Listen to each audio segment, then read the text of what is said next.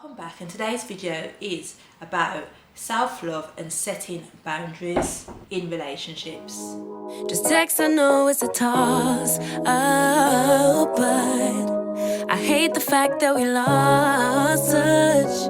The Uber pulling up We on often hear about the call. significance Tell me, is you of trying? setting boundaries in relationships. Setting boundaries is a crucial part of any relationship, whether it's a relationship at work with colleagues, whether it's a relationship between your brothers, sisters, uncles, aunties, mum, dad, or your relationships with your partner. Today's video is going to be just generally about setting boundaries in relationships, and it may go towards more setting boundaries in personal relationships. And when I say that, I mean like with your spouse, your girlfriend, your boyfriend, your husband or your wife. Setting boundaries is something that many people find hard, but if you want a healthy relationship, it is essential. And you might not believe it is, but it is. You will find that your relationships will be more healthy when you set boundaries. Setting boundaries in your relationship is crucial for your personal self-love journey. Boundaries allow you to communicate your needs and to protect your energy. Without boundaries, you might not realise, but it's easy for you to neglect your own wants and needs and put it all into the other person. It happens a lot when people don't set boundaries.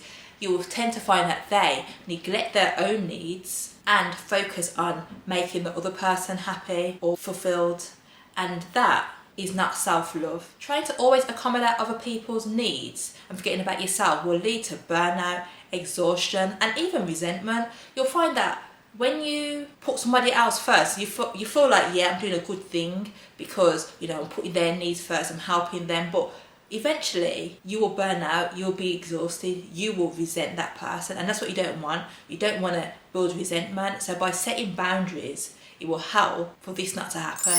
And first of all, we need to understand self-love and the impact it has on relationships. When we love ourselves and we practice self-love, we are our best selves. Self-love is when you ensure that your needs are met, you treat yourself with love, and doing this by ensuring that you are eating well, you are carrying out self-care routines on yourself, going to the gym, ensuring that you meditate, reading, ensuring that you are filling your mind with the necessary tools to be happy. That is self-love. And when you practice these things on yourself, you will be more equipped to give and receive love. Having self-love also helps us to communicate our needs, our wants. It also helps us to maintain a sense of self-worth in our relationship. So self-love, even though it might seem like such a simple thing, it impacts us and it also impacts our relationship. So ensure that you are taking part or partaking in self-love. Love self first, and then you can love everybody else after.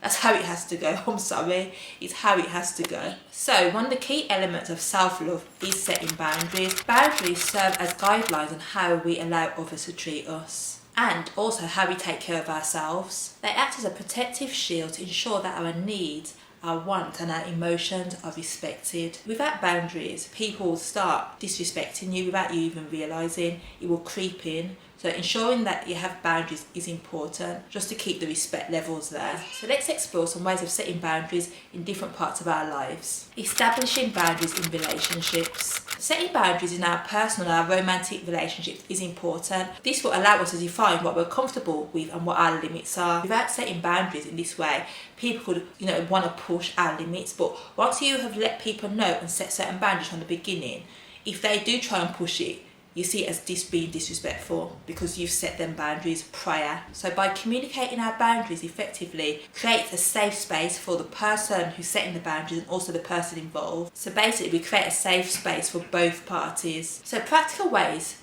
to communicate boundaries with your partner or loved ones are: reflect on your core values and needs. So get clear on what is essential for your well-being so you know what boundaries to set. Choose the right time to set boundaries. You don't want to set boundaries when you're all emotional, you've been on your period or you've just had an argument. That is not the time to set boundaries. Set boundaries when you're calm, when you're in a good space, when everything is going well within that relationship. Wait until you can have a calm discussion. And be positive. When you're doing it, be positive. Don't be all tense and uptight about it.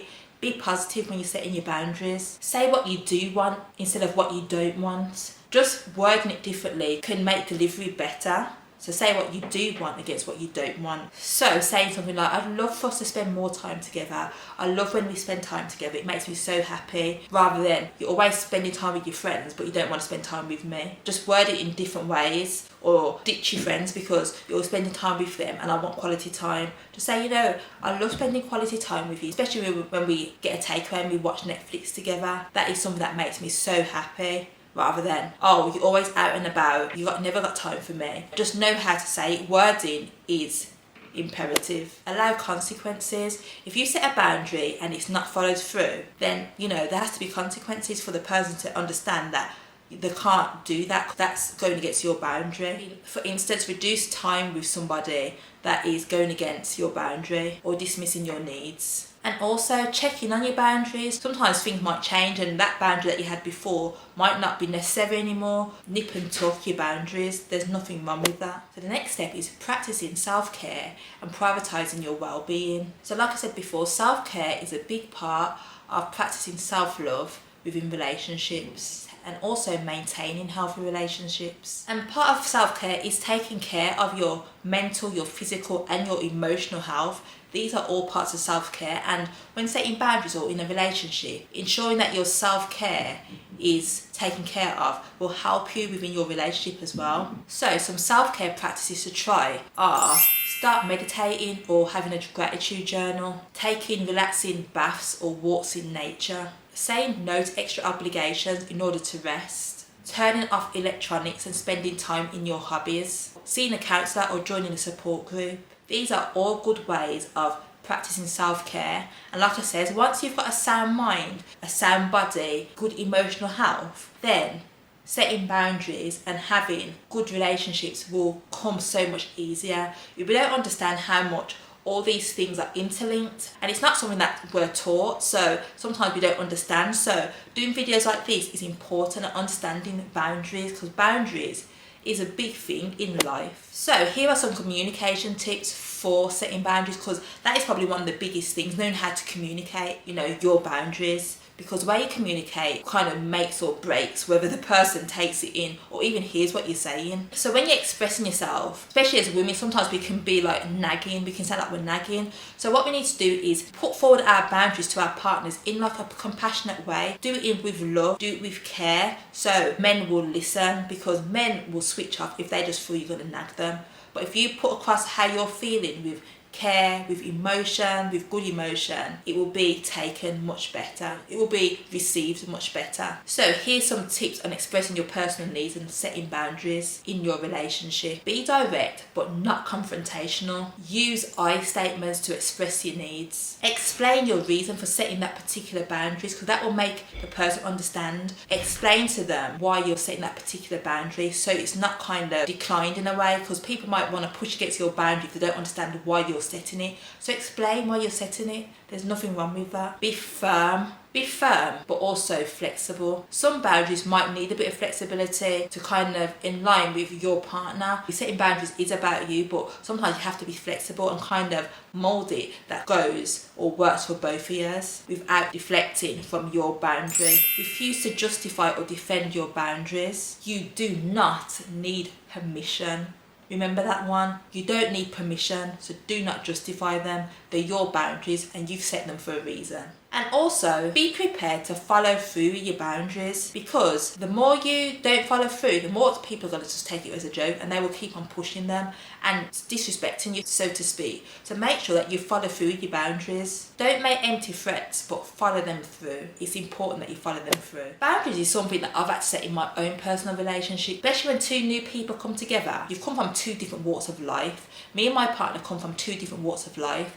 He'd been married before, so I understand that when he was in his past relationship, there are certain things or certain boundaries that may not have been set, or he was used to doing something a certain way and it became just his reality of how he should be in a relationship. But I've had to come in myself and set my own boundaries and say, no, that might be how you've done things before, but I'm a different person, I'm a different woman. I'm not going to accept what the other person accepts just because you was allowed to do certain things or you did certain things a certain way. And it doesn't have to be a bad thing. It could just be something quite simple, as in you don't come home for dinner. I might see that coming home for dinner is a thing for me. Maybe I might want to eat dinner together, whereas your past relationship, you didn't have to. But for me, that's a boundary. Like, the one thing I want is at least 2 or 3 times a week, whether you're busy or not, make the effort to come home and have dinner with me. That's a boundary. So what we have to realise is that everyone's different and people are coming from different situations. People have been programmed in a certain way,